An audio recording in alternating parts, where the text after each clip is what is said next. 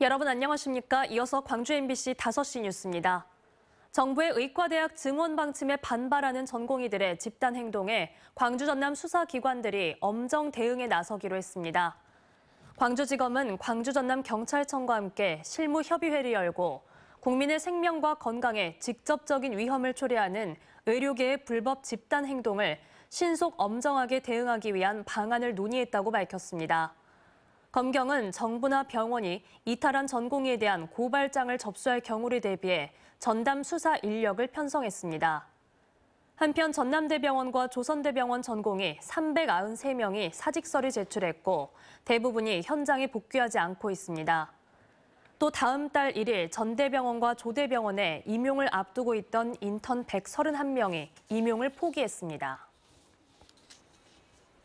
더불어민주당 현역평가 하위 20% 감점을 받고 경선을 치르게 된 송갑석 의원은 민주당이 임종석 전 대통령 비서실장, 올드보이, 여전사 3인방 등 이른바 3대 공천 뇌관을 어떻게 푸는가가 총선 승리 의지를 증명하는 시금석, 즉 판단 기준이 될 것이라고 말했습니다.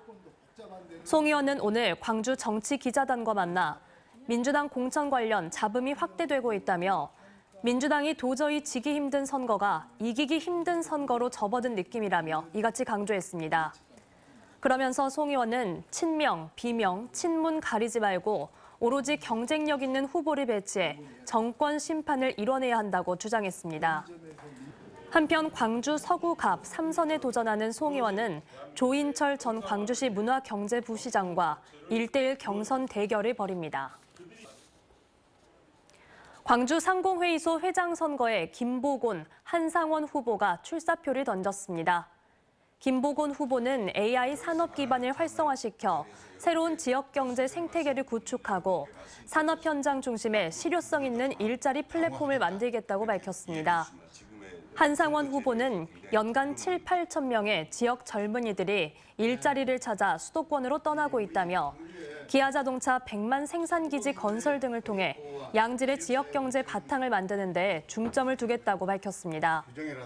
광주 상공회의소 일반위원과 특별위원 선거는 다음 달 12일에 치러지고 회장은 다음 달 20일 최종 확정됩니다. 오영주 중소벤처기업부 장관이 지역 청년 인재들의 창업 지원을 더욱 확대하겠다고 밝혔습니다.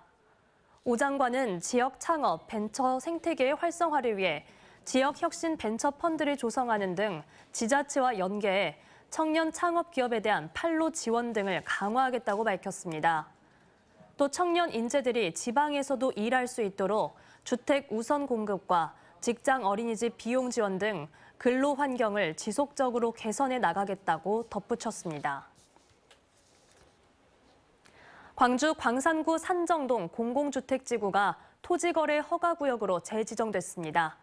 광주시에 따르면 산정동과 장수동 일대 2,774필지가 국토교통부로부터 2027년 3월 1일까지 토지거래 허가구역으로 지정됐는데 이곳에서는 농지와 임야 등을 거래하려면 계약 전 광산구의 토지거래 허가를 반드시 받아야 합니다.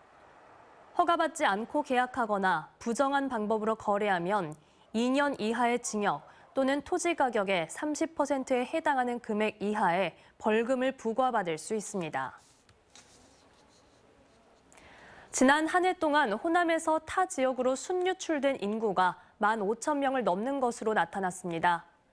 호남지방통계청에 따르면 지난해 호남지방을 떠난 순유출 인구는 15,264명으로 전년 13,100여 명보다 16% 증가했습니다.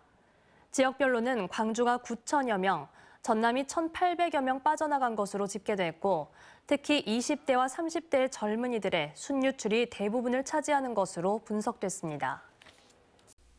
언제 어디서나 내 손 안의 뉴스. 광주 MBC 뉴스 유튜브 구독으로 함께하세요.